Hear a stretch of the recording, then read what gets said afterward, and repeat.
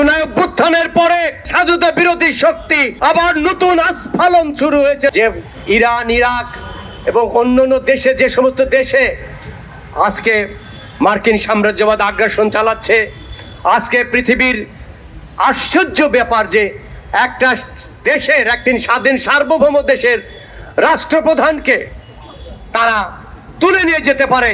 পৃথিবীতে এর চাইতে নৈরাজ্য, এর চাইতে অপশক্তি আর কি থাকতে পারে? আজকে বিশ্ববিবেক কোথায়?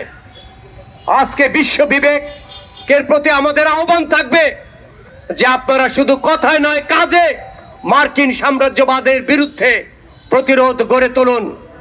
বন্ধুগণ, আজকে বাংলাদেশের পরিবর্তিত পরিস্থিতিতে বাংলাদেশের স্বাধীনতা সার্বভৌমত্ব আজকে হুমকির সম্মুখীন, সেটি নতুন করে আপনাদেরকে বলতে হবে না। বন্ধুগণ, আমরা অনেক বড় স্বপ্ন নিয়ে, আশা নিয়ে জুলাই আন্দোলন অংশগ্রহণ করেছিলাম, কিন্তু জুলাই অভ্যুত্থানের পরে আজকে আমরা কি দেখতে পাচ্ছি? আজকে আমাদের স্বাধীনতার সার্বভৌমত্ব বিরোধী, আজকে আমাদের স্বাধীনতা বিরোধী শক্তি আবার নতুন আস্ফালন শুরু হয়েছে তাদের, এবং সেই সঙ্গে পতিত স্বৈরাচারের দোসররাও রয়েছে।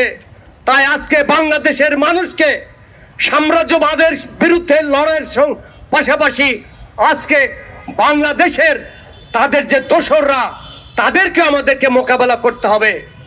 সেই চিন্তা চেতনা মাথায় রেখে, সেই সচেতনতা মাথায় রেখে আজকে আমরা এখানে যারা দাঁড়িয়েছি, যারা আমরা এই দেশকে ভালোবাসি, আমরা এই দেশের মানুষের অর্থনৈতিক, রাজনৈতিক, সাংস্কৃতিক মুক্তি চাই, আমাদের রাজনৈতিক নেতা, আমাদের লেখক, কবি, সাহিত্যিক, সংস্কৃতি কর্মী, আমাদের প্রত্যেককে আজকে এই আগ্রাসনের বিরুদ্ধে রুখে দাঁড়াতে হবে।